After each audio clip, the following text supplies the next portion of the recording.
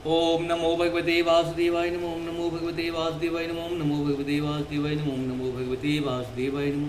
एक वंदे सारधबलाया सुवसताया विना वरदंडितकराया श्वेतपद्माष्टाया ब्रह्माच्युत शंकरी श्यामां पातु सरस्वती भगवती निशीतन करों श्री परमात्मनो श्री परमात्मनो श्री।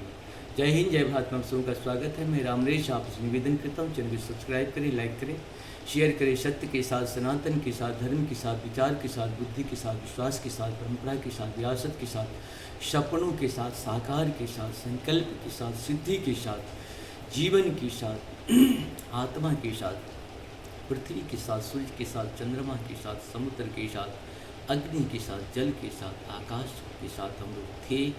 ओम के साथ हम लोग थे, हैं और रहेंगे। जीवन रहे या ना रहे, सत्य रहनी चाहिए। जीवन रहे या ना रहे, सनातन रहनी चाहिए। जीवन रहे या ना रहे, ये धर्म रहनी चाहिए। धर्म एक था, एक है और एक ही रहेगा। धर्म कभी दूसरा हो ही नहीं सकता है। हम लोग शुरू करते हैं श्रीमद् भागवत गीता के अध्याय 4 के 22, 23 और 24 श्लोक को पूर्ण करेंगे संस्कृत भाषा में पहले, और इसका हिंदी अनुवाद सुनेंगे। यदुच्छालाव संतुष्टो द्वंद्वातीतो विमंसर समः सिद्ध वशी सिद्ध च कृत्यापि न निबंधते। अर्थात जो स्वतः होने वाले लाभ से संतुष्ट रहता है, जो द्वंद्व से मुक्त है और ईर्ष्या नहीं करता, जो सफलता तथा असफलता दोनों में स्थिर रहता है, वह कर्म करता हुआ भी कभी बंधता नहीं। गत सदसंग मुक्तस्य ज्ञानवस्थितचेतसः यज्ञायाचरतः कर्म समग्रं प्रवेलेयते।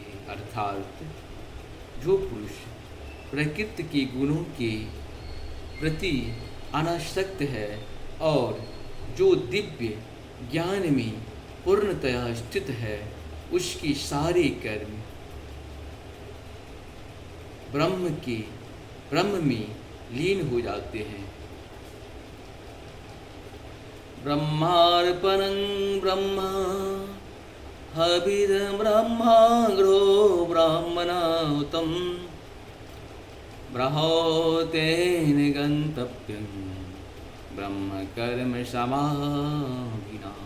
अर्थात जो व्यक्ति कृष्ण भावना अमृत में पूर्णतया लीन रहता है, उसे अपने आध्यात्मिक कर्मों के योगदान के कारण अवश्य ही